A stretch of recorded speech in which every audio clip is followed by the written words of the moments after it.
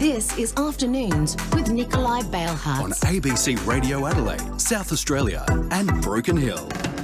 Well, it is 27 to 4, and that's not the only thing happening at a Firstival. There are lots of other events as well, including learning how to ferment food. It's something that Kim Orman knows about, known as the Farm Guy, the Market Garden Production Manager at Kitchen Farm Adelaide Hills. Kim, good afternoon to you.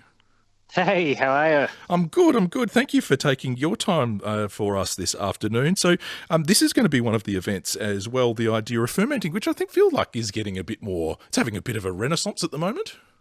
Yeah, definitely a big comeback. I've been running food production and food preserving workshops for a while now. And certainly in the past year, it's definitely picked up. Yeah. What do you think's driving it? Why do you think people are getting a bit more interested in it? Well, I guess maybe cost of living is one thing, but preserved food does taste great.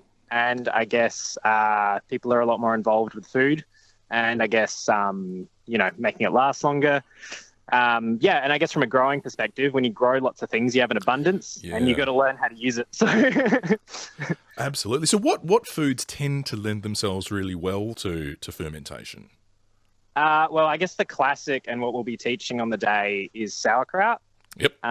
So my partner's German and it's a staple in our household and it's one of the easiest ones to do as well. And it's delicious. And if you've ever grown cabbage and you have more than 4 cabbages, sauerkraut is great. Because you start to run out of, well, how else can I try and wedge a cabbage into a different kind of dish? But, yeah, exactly. So what do you need to do to undertake something like fermenting? Do you need special equipment and things like that? So it's really funny. You can buy, special fermenting jars and you can go really in depth into your equipment. But really at the end of the day, you just need a jar. And particularly for sauerkraut, you just need cabbage, salt, and that's it. Yeah. It's pretty remarkable in some ways that is all that's required, really. Yeah. So sauerkraut, it's a great one because it's so simple and it's so rewarding. And then we'll also teach kimchi, which has a couple other steps and stuff with it.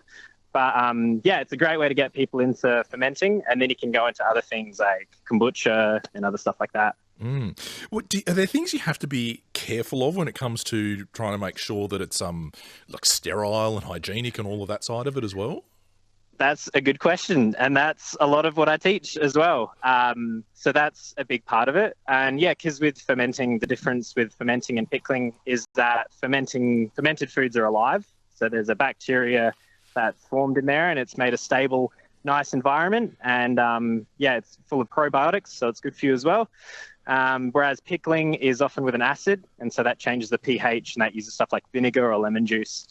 Okay. So is it obvious when a fermentation has gone bad? If you kind of open a jar up, for example, is it pretty apparent just by things like the smell test that maybe think something's gone wrong? You can tell. You can tell. Yeah. I bring some finished sauerkraut as well, so people have a bit of an idea.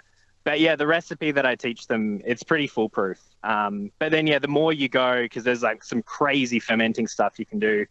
The craziest stuff requires a little bit more thought and process. But the sauerkraut's a great one just to start off with. Oh, I'm intrigued now. What's a crazy fermentation thing?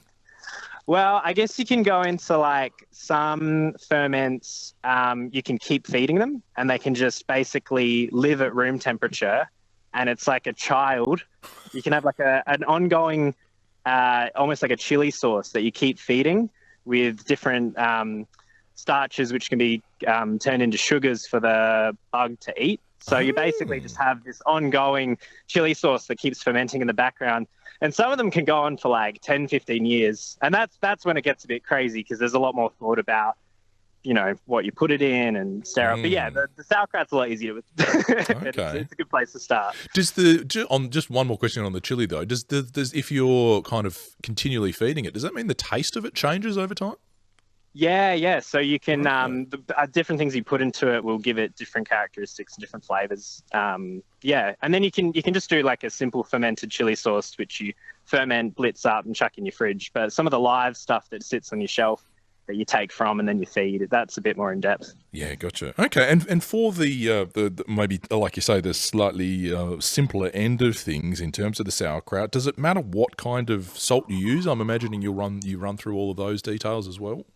Yeah. So I guess, salt's a funny thing because you can just use regular cooking salt and it'll work. And then you've got, higher end, pink Himalayan salt, different sea salts. And yeah, it all contributes to it. You don't have to use cabbage per se. Like I made Brussels sprout sauerkraut and I called it Brussels sprout. And Very good. yeah, that was the same thing. And yeah, just use some nice salt. But yeah, so it does all help, does all contribute to the flavour. Okay, and so when you get people turning up to events like this, is it the case that some of them have never done anything like this before? Yeah, it's a lot of people, it's the first time. And I'm really lucky. So before I got into farming, I was a chef for many years. So I have all this retained knowledge on, cooking that I'd never really used. And then we sort of started playing around with this whole idea of combining my farming world with my previous cooking world. And so I get to share all this fun, pub trivia knowledge about fermenting and making sourdough and all this fun stuff that I love doing. But yeah, just combining all those worlds together has been really fun. Oh, nice. And so when's your event? The 13th of July, from 10 to 12, I believe. Yep. Yeah, excellent. Oh, people will be able to find the details on the Firstival website as well, I'm sure. Kim, thank you for taking the time to explain it to us this afternoon.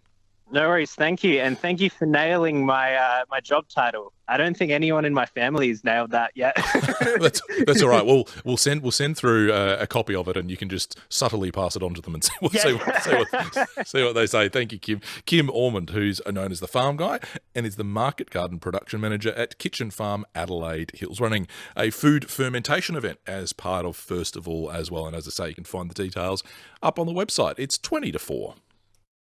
Get ready to warm up this winter